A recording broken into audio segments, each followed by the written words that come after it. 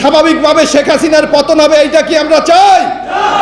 যে শেখ হাসিনা আমাদের নেত্রী বেগম খালেদা জিয়াকে জেল দিয়েছে, আমানুল্লাহ আমানের মতো অসংখ্য নেতৃবৃন্দকে জেল দিয়েছে, তাকে কি আমরা স্বাভাবিকভাবে ক্ষমতা থেকে সরে যেতে দেব? তার বিচার বাংলার মাটিতে হতে হবে। আসলে একটা সরকার যদি ফ্যাসিস্ট হয়, একটা সরকার যদি ক্ষমতাকেই মুখ্য জিনিস মনে করে, তার কাছে কিন্তু ন্যায় বিচার কখনো প্রত্যাশা করা যায় না।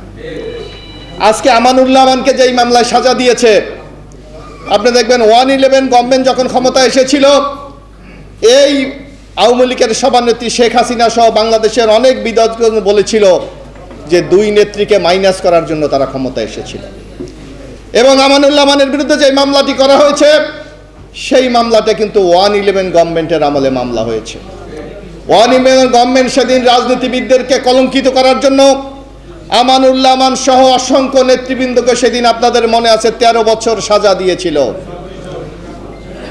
আমরা দেখেছিলাম পরবর্তী সময়ে হাইকোর্ট থেকে সেই 111 সরকারের সাজাকে বাতিল করে আমানুল্লাহ আমানদেরকে সেদিন বেকসুর খালাস দিয়েছিলেন। কিন্তু এই সরকার আওয়ামী লীগ 2008-এ ক্ষমতায় এসে আমরা দেখেছি সেই মামলাগুলিকে আবার নতুনভাবে চালু করেছে। বন্ধুরা, এখানে আমাদের বিজ্ঞ নেতৃবৃন্দ আছেন, আপনারা একটু লক্ষ্য করবেন খুব অত্যন্ত সূক্ষ্মভাবে, একই মামলা, একই মেরিট। এখানে আমাদের ভাতিজা ব্যারিস্টার অমি আছে, একই মামলা দেখবেন, অবৈধ তথ্য সম্পদ অর্জনের জন্য 10 বছর এবং মিথ্যা তথ্যের জন্য 13 বছর।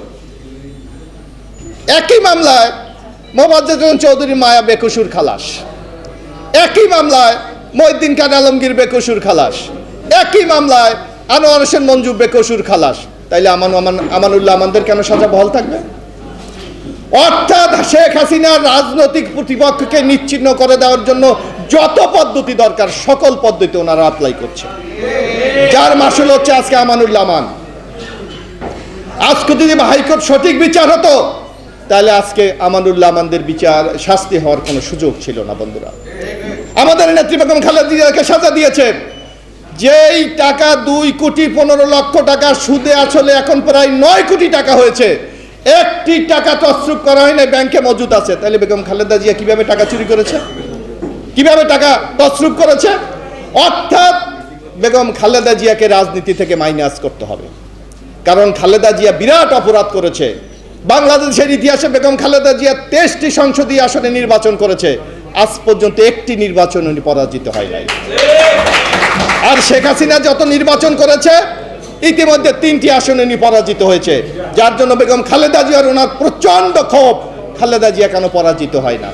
তাই আজকে রাজনীতির মাঠে বেগম খালেদা জিয়া তথাকথিত বিচারকের মাধ্যমে আজকে সাজা দিয়ে বেগম খালেদা জিয়াকে রাজনীতি থেকে মাইনাস করতে চায়। বন্ধুরা, কিন্তু বাংলাদেশের ইতিহাস যদি আপনারা দেখেন, এই কিছুদিন পূর্বে আমরা দেখেছিলাম যে আওয়ামী লীগ বলেছে কে নির্বাচনে আসুক, কে নির্বাচনে না আসুক, এটা দিয়ে আমাদের কিছু আসে না। এখন শেখ হাসিনা বলতে শুরু করেছে যে আমি অঙ্গীকারাবদ্ধ আগামী দিনে একটি অবাধ সুস্থ নিরপেক্ষ নির্বাচন করব, বলছে না? বাংলাদেশের মানুষ কি তাকে বিশ্বাস করে? বাংলাদেশের মানুষ বিশ্বাস করে না, যার জন্য এখন কিন্তু শেখ হাসিনার পতন কিন্তু সময়ের ব্যাপার। কিন্তু আমরা কি আজকে স্বাভাবিকভাবে শেখ হাসিনার পতন হবে, এইটা কি আমরা চাই? যে শেখ হাসিনা আমাদের নেত্রী বেগম খালেদা জিয়াকে জেল দিয়েছে, আমানুল্লাহ আমানের মতো অসংখ্য নেতৃবৃন্দকে জেল দিয়েছে, তাকে কি আমরা স্বাভাবিকভাবে ক্ষমতা থেকে সরে যেতে দেব? তার বিচার বাংলার মাটিতে হতে হবে।